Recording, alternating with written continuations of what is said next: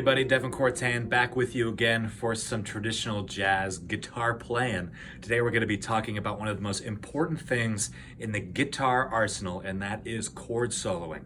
I think it's something that we can do that makes our soloing really exciting. Horn players, they can choose one note and just wail on it to make things really exciting, but we pick a note and the sound just starts to die. So I think playing with chords and chord melody is one of the best ways that you can keep your solos exciting and fun, and you can make them simple and rhythmic. It's really, really nice. So let's dive right in. I think the best way to get started chord soloing is just pick a voicing that you already know and be rhythmic with it. And in my favorite 6/9 voicing here that I showed you in the Essential Jazz Guitar Voicings video.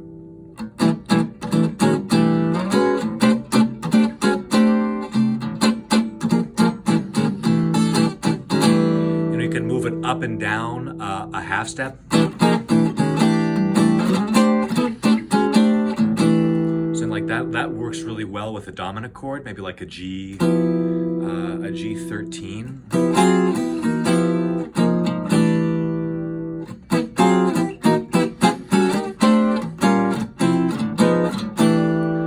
Yeah, just pick a voicing you already know, play around with it, move it up.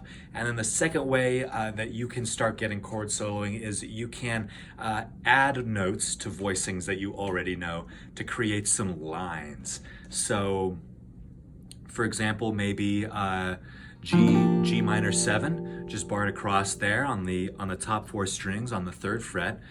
You can take your ring finger or your pinky, and you can put it up a whole step, grab that A up there, you get that 9 sound. But maybe try, putting on your pinky, rhythmically, like, oh, that's nice.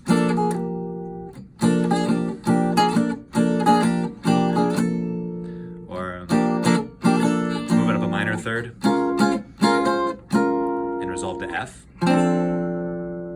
Or maybe you can take this minor 7 voicing, D minor 7, and this is something that I use all the time. You can kind of do you kind of add your pinky there, kind of make a minor 11 sound. And then maybe a G13. That's nice on a 2/5.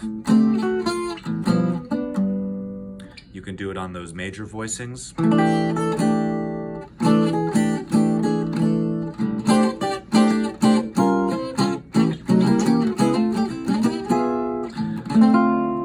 And so you can just try that, adding notes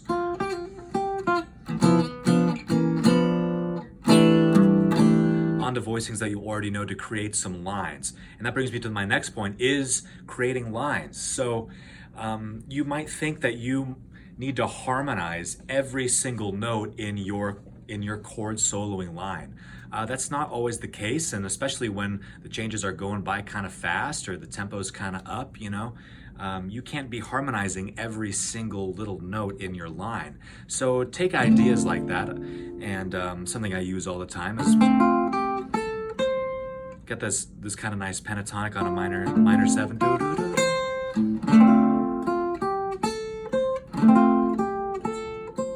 So you kind of have the chord ringing out and you're playing the line over it.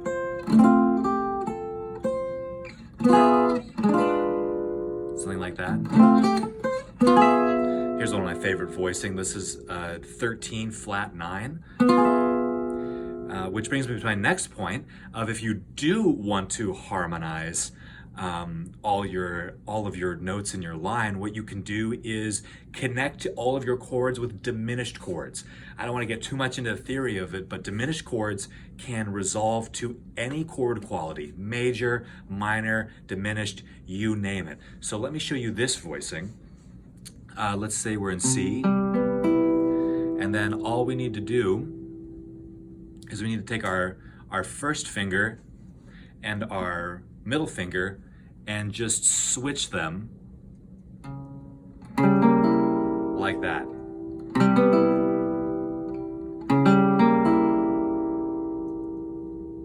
And so now this chord, especially in C, if we have a C sharp diminished chord, that wants to go to D minor.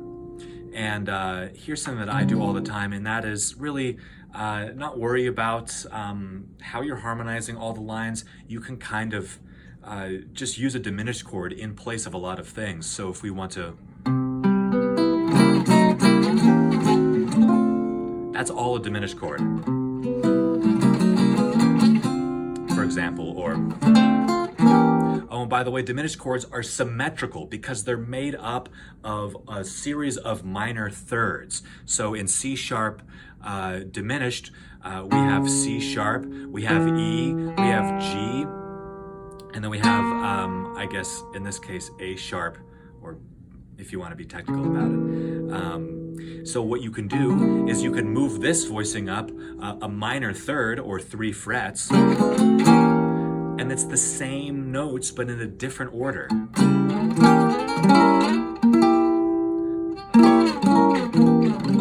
That's going to be so helpful to you in your chord soloing arsenal. Another great diminished voicing I love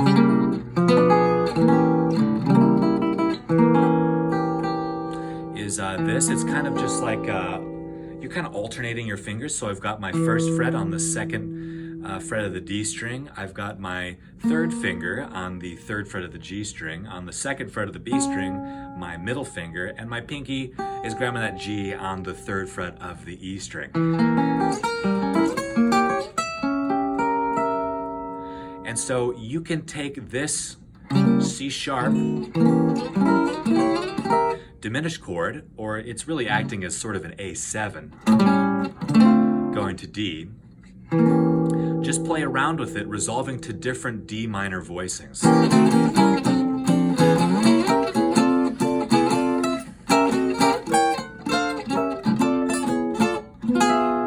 Now here's a diminished voicing that I was going to talk about earlier. It's just a G, it's or not a G diminished, but I guess sort of an A flat diminished, but it's acting as a G7 flat 9, and you just throw your pinky up there to get that 13th, and that resolves really nicely to C major. So I know I went through this kind of fast. Maybe I didn't get through everything, but to kind of encapsulate is what I'm trying to say is just take any voicing. It could be major, minor, and just try different enclosures around it with diminished chords. This is going to be super helpful to you in creating lines. So,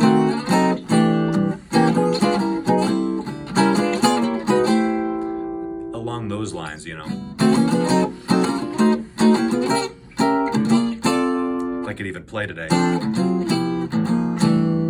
And also I posted a video, or the Sacramento Jazz Education Foundation posted a video of me transcribing a great Al Casey chord solo. There's a lot of great language and voicings in that, so go check that out. That would be awesome, and we'll see you guys next time.